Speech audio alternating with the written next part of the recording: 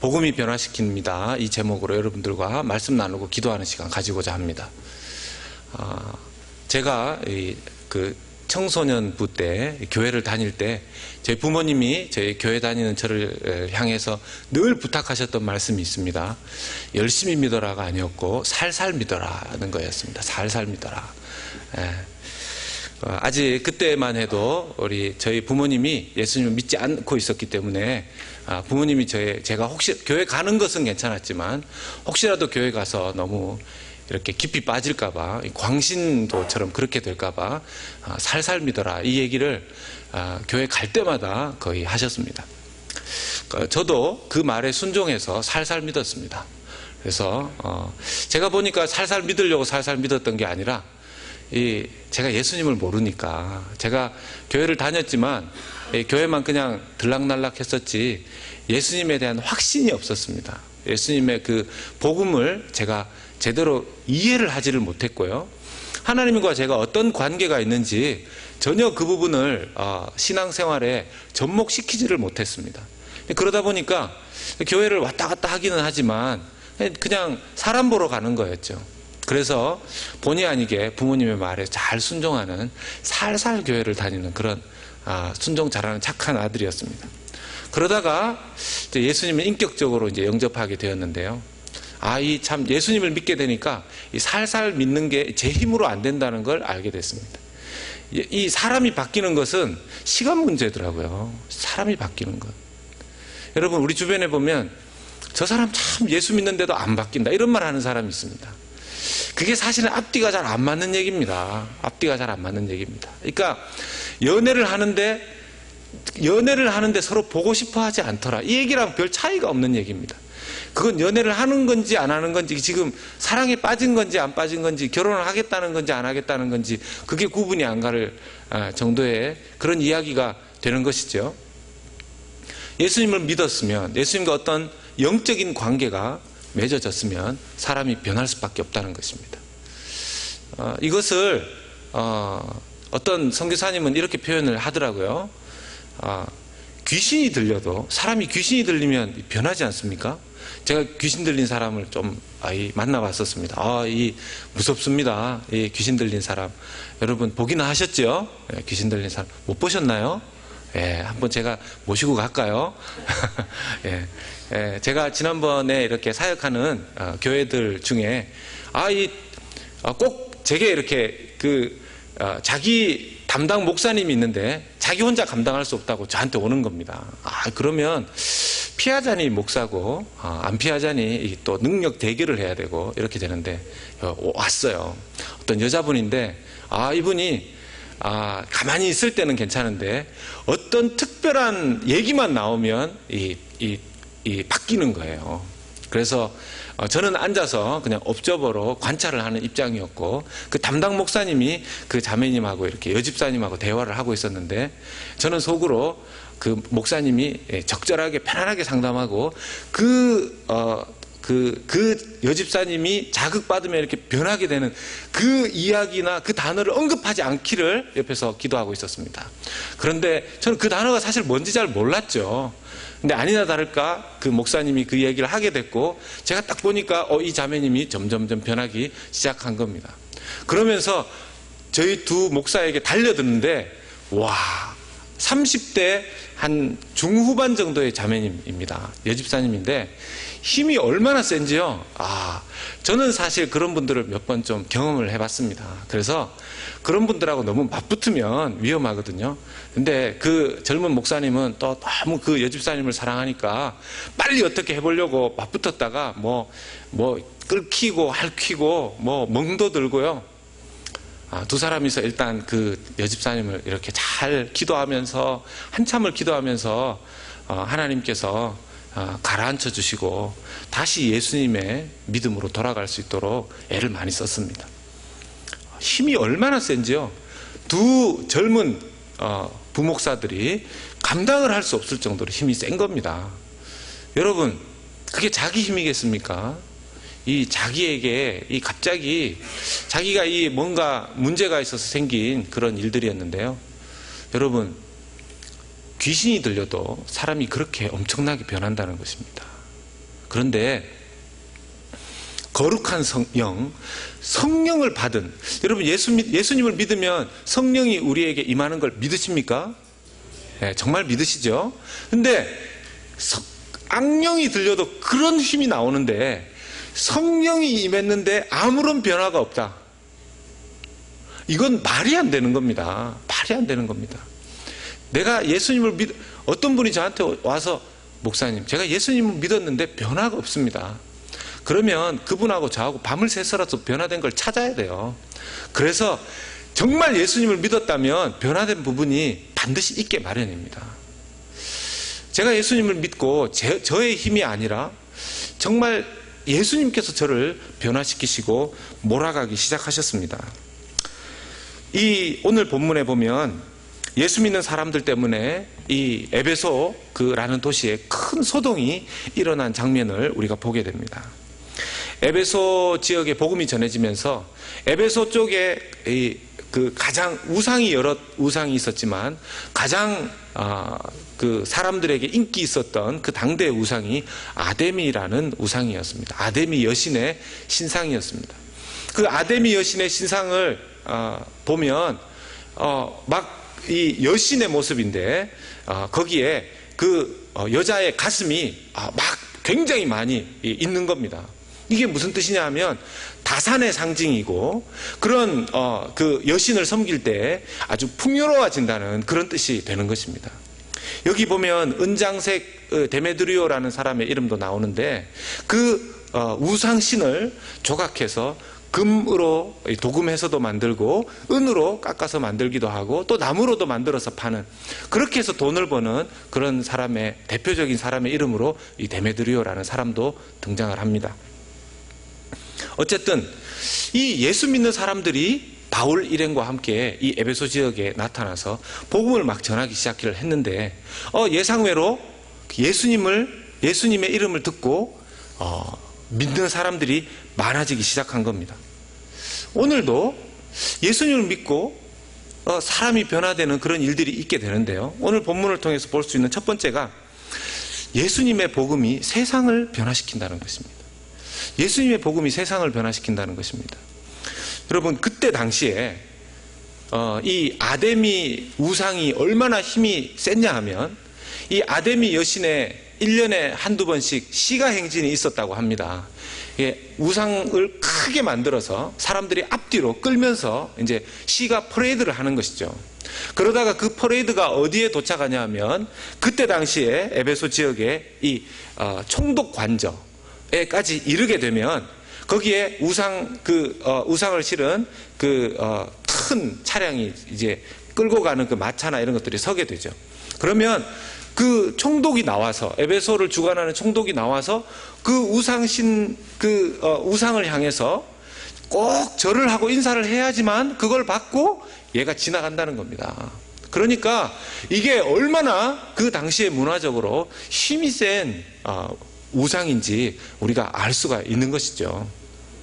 그런 상황에서 예수님을 전하는 일들이 있었던 겁니다. 여러분, 예수님의 복음이 전해지면 과연 이런 엄청난 문화가 깨질 수 있을까요? 필리핀이라는 지역을 제가 선교 때문에 많이 가본 적이 있는데요. 그 필리핀은 아시다시피 캐톨릭이 거의 나라의 전체 종교가 되어 있습니다. 그런데 이 캐톨릭을 많이 믿는 이 필리핀이라는 나라에 오히려 예수님이 주인공이 아니라 누가 주인공이겠습니까? 마리아죠, 마리아. 그 아기 예수를 안고 있는 마리아 신상이 마치 이 아데미 신상이 퍼레이드를 하듯이 어떤 절기만 되면 이렇게 시가지를 퍼레이드를 한다는 것입니다. 그 선교사님이 정말 선교하기 힘든 이유 중에 하나가 개신교하고 비슷한, 자기들은 큰 집이라고 이야기도 하죠. 그 큰 집이라고 이야기하는 캐톨릭의 변형된, 차라리 제대로 캐톨릭이면 덜한데 캐톨릭에서 변형된 우상화된 그런 완전히 이단이 되어버린 그런 필리핀의 캐톨릭 때문에 복음을 전하기가 너무 어렵다고 그런 고백들을 좀 하셨습니다. 과연 그걸 어떻게 바꿀 수 있을까요? 하나님께서 그것을 바꾸시는 방법은 바로 예수 그리스도의 복음의 능력으로만 가능하다는 것입니다. 로마 지역에 로마가 313년에 기독교가 국교가 되었습니다. 그때 그 로마가 국교가 될 수 있도록 기여한 것이 로마에서 종들로 노예로 살았던 그리스도인들 때문이었습니다.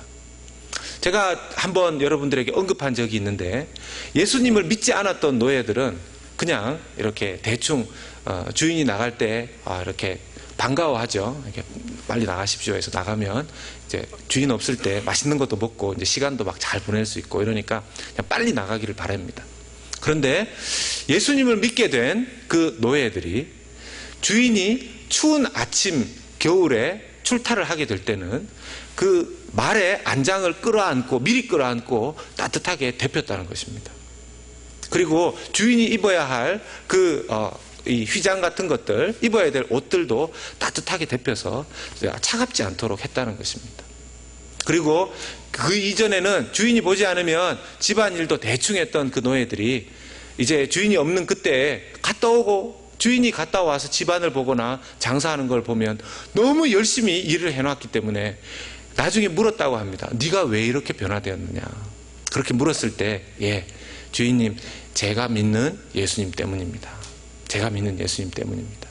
심지어는 그런 노예들 중에서 너무 자기 집에 봉사를 잘해서 그 노예를 해방을 시켜주면 그 노예가 떠나지 않고 거기에 같이 있으면서 계속해서 주인을 섬기는 일도 많았다고 합니다. 그런 일들이 많아지다 보니까 로마가 바뀌게 되었고, 로마의 관원들이 예수님을 믿게 되었고, 나중에 급기야 313년에는 로마 전체가 기독교를 국교로 인정하게 되는 일이 있게 된 것이었죠.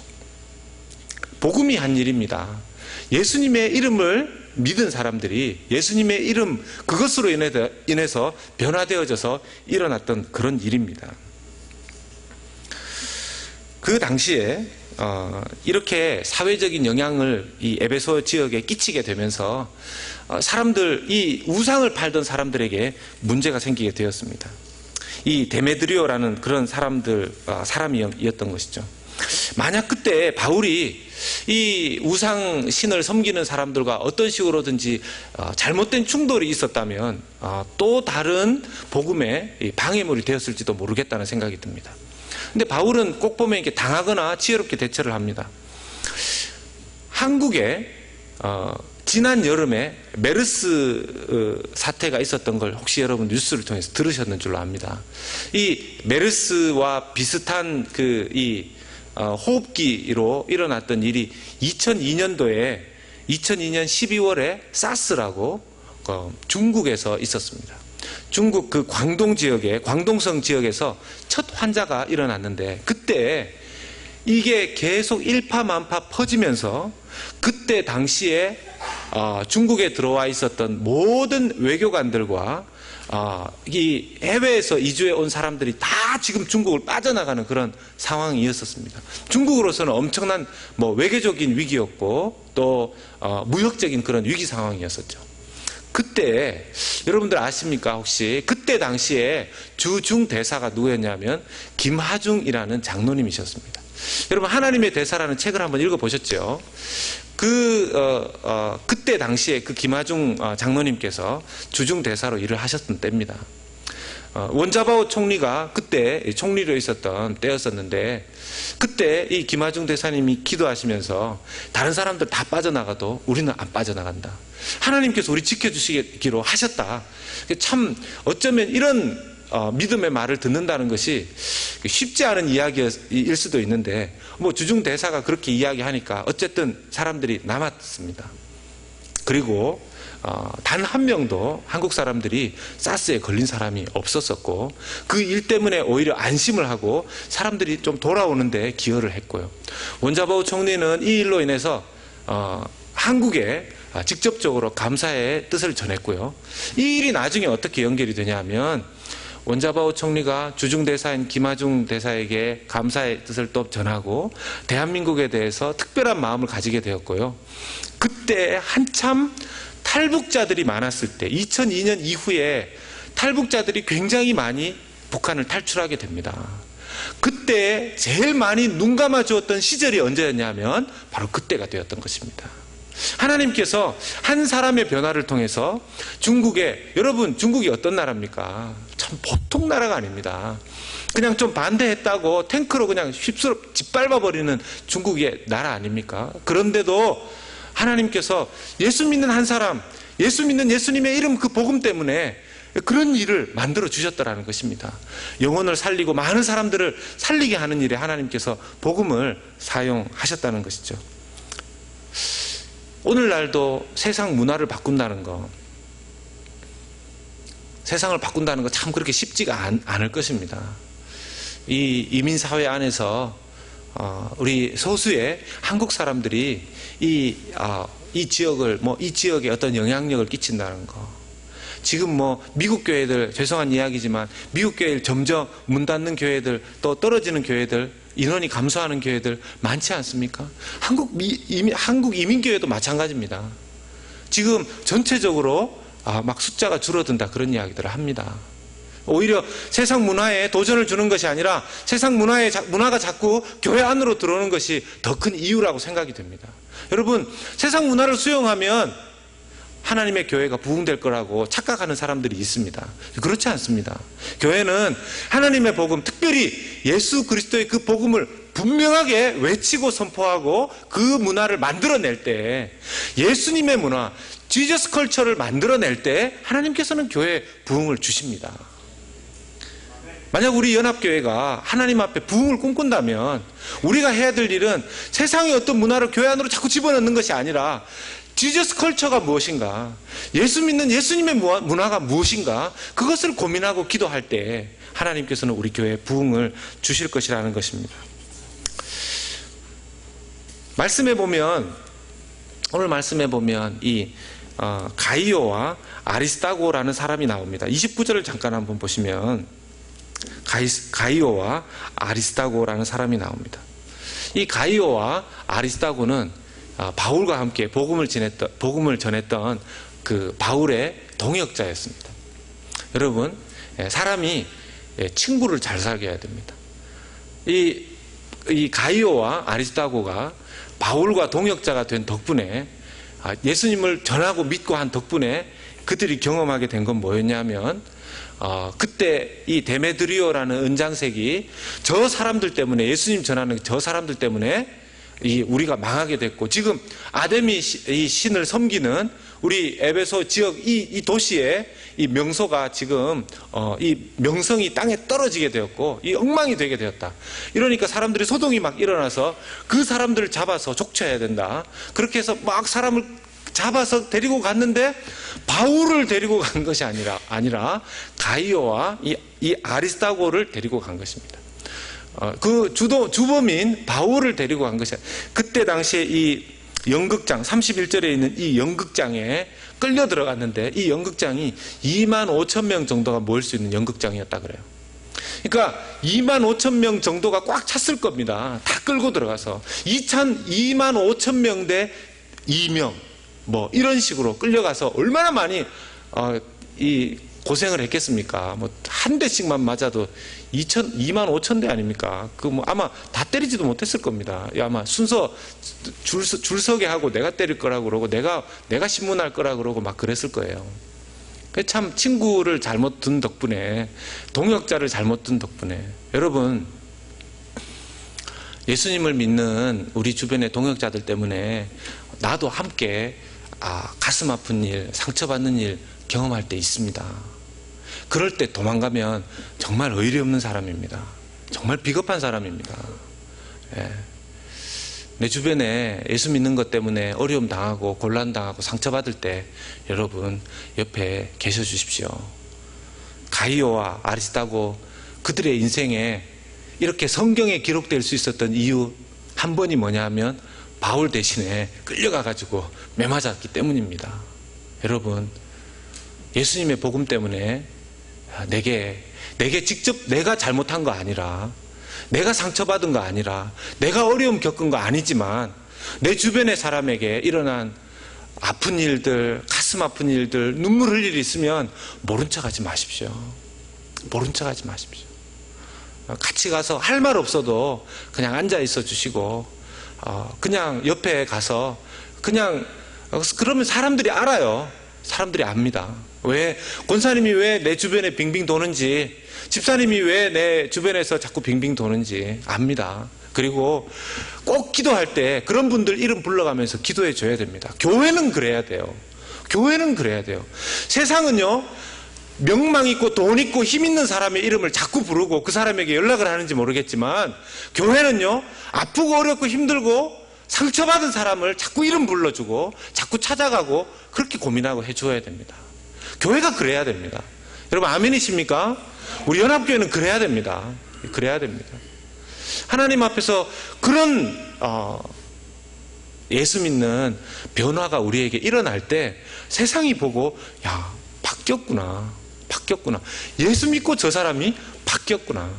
자기 위해서만 살더니만, 어려운 일 있으면 늘 도망가더니만, 내가 조금만 힘들면 쟤는 아는 척도 안 하더니만, 저 연합교회 저 집사님 옛날에는 내가 좀 힘들다고, 내가 좀 이렇게 잘 되고 하면 전화하고 연락하고 밥 먹자 그러더니만 좀 힘들면 연락도 안 하고 그러다가 요즘은 내가 힘든데 자꾸 연락하고 기도해 준다 그러고 저 사람 정말 요즘 은혜 받는 것 같다.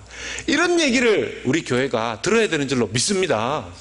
예, 어떻게 소리가 좀 작으신데, 이게 다 이미 그렇게 하고 계셔서 소리가 작으신 거죠. 예, 여러분 마지막으로 이야기 하나 하면서 오늘 기도와 찬양을 좀 하려고 합니다. 여러분, 제가 아는 어떤 집사님이 성격이 좀 세신 분이 계십니다. 좀 이렇게 무슨 뜻인지 아십니까? 성격이 좀 세십니다. 이렇게 보면 회의할 때 그냥 지나가도 되는데 꼭 이렇게 한마디를 꼭 해야 회의를 끝내는 분이 계십니다. 그것도 이렇게 어떻게 할 수 없는 내용이에요. 뭐 갑자기 왜 예산대로 집행을 하지 않았습니까? 이제 연말 재직회 하고 뭐 이럴 때 또 뭐 내년에도 할 때 우리 교회는 왜 세례 받는 사람이 이거밖에 안 됩니까? 그걸 뭐 그때 가서 재직회 때 얘기하면 뭐 합니까? 이렇게 평상시에 잘해야 전도도 되고 하는 거지, 꼭 그날 이렇게 회의할 때 그 얘기를 하시는 분이 계셔요. 제가 볼 때는 그분은 전도 평상시에 안 하셨던 분이세요. 그래서 사람들이 그분을 보고서 늘 어떻게 평했냐 하면, 이야기는 맞는 이야기인데 이렇게 가까이 하고 싶지는 않은 당신이라고 다들 이야기를 했습니다. 그런데 이분이 어느 날 제대로 예수님을 믿은 거예요. 이분이 어느 날 제대로 예수님을 믿은 거예요. 뭐 그전에도 예수님을 안 믿은 건 아니지만 정말 이번에 믿을 때는 정말 뼈저린 하나님 앞에서의 어떤 계기가 있었던 거예요. 자기가 예수님 믿는다고 하지만 자기의 의, 자기의 관점, 오늘 우리 시선이라는 찬양 오늘 좀 배우면서 불러봤는데, 처음 부르시는 같지 않은, 역시 우리 연합교회 성도님들은 다 수준이 달라요. 좀 너무 예쁘고 마음에 듭니다. 이분이 늘 그러니까 이분은 교회를 너무 사랑하는 나머지 교회에 잘못된 것을 늘 그 추적 60분 이런 것처럼 찾아다니시는 분이세요. 이렇게 딱 걸리면 이분은 재직회만 기다리는, 공동회의 재직회 이런 것만 기다리는, 뭐 별로 기여하는 거는 없고 사람들 다 피하고. 이분이 어느 날 정말 제대로 예수님을 믿으면서 이분이 처음으로 눈물 닦고 시작한 일이 전도였습니다. 전도. 근데 이분이 전도하면서 충격적인 일을 경험하게 된 겁니다. 어느 날 이분이 한인마켓에 가서 이제 지나가는 분을 향해서 자기가 봐도 예수님 안 믿을 것처럼 자기하고 인상차기가 비슷해서 이렇게 슬쩍 던졌답니다. 선생님 예수 믿으십시오 하면서 이렇게 전도지를 딱 주셨는데, 그분이 이 전도지를 땅에 탁 던지면서 침을 탁 뱉으면서 딱 쳐다보면서 재수없게 이러면서 지나갔대요. 제가 표현을 잘 못하겠습니다. 좀 더 세게, 좀 이렇게 정말 기분이 나쁠 정도로 그렇게 딱 했답니다.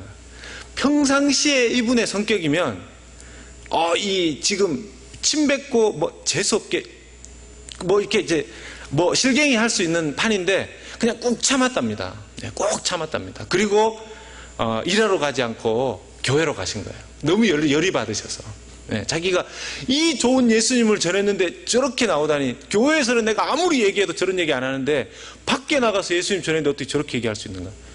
교회에 와가지고 땅을 치면서가 아니라 의자 앞을 먹 치면서 기도를 하는데 하나님께서 주신 마음이 그 사람 너무 불쌍하다, 이런 마음을 하나님 주셨다는 겁니다. 그러면서 그분이 저한테 눈물 닦고 저한테 전화하신 거예요. 목사님, 오늘 이런 일이 있었는데 그분이 불쌍하게 여겨집니다. 그래서 제가 집사님 왜 그러세요? 이렇게 물으니까 그분이 하셨던 대답이 지금도 기억에 남습니다. 목사님, 제 마음 저도 모르겠어요. 제 마음 저도 모르겠어요. 예수님을 제대로 믿고 자기가 변화되는 거 자기도 자기 마음 잘 모르겠다라는 것이죠. 여러분, 이런 은혜가 우리 연합교회 모든 성도들 가족들에게 있기를 예수님 이름으로 축원합니다. 그리고 아까도 그렇지만 세상을 바꾸는 힘, 여러분, 우리가 무슨 도시락 폭탄 세상에 던진다고 바뀌는 게 아니고요, 복음의 폭탄 던져야 세상 바뀌는 줄로 믿습니다. 지금요, 오늘 이렇게 수요예배 하는 시간 동안에 저 철딱선이 없는 애들이 저기 체육관에서 막 농구하고 놀고 막 그러고 있습니다. 여러분, 저 아이들 중에서 이 세상 바꿀 아이들이 나오지 말란 법이 있습니까? 놀라운 지도자, 인물이 나오지 말란 법이 있습니까? 그냥 단순히 저 아이들이 저러면서 예수님 잘 믿고 자기 가정 그냥 잘 지키고 하는 정도의 수준이 아니라 세상을 바꾸는 김하중 대사님 같은 분이 나오지 말란 법이 어디 있습니까? 우리가 그런 마음 품고 저 아이들 축복하면서 기도하는 은혜가 우리 가운데 있어야 될 줄로 믿습니다. 그런 믿음으로 늘 우리 다음 세대 바라보는 저와 여러분들 되시기를 예수님의 이름으로 축원합니다.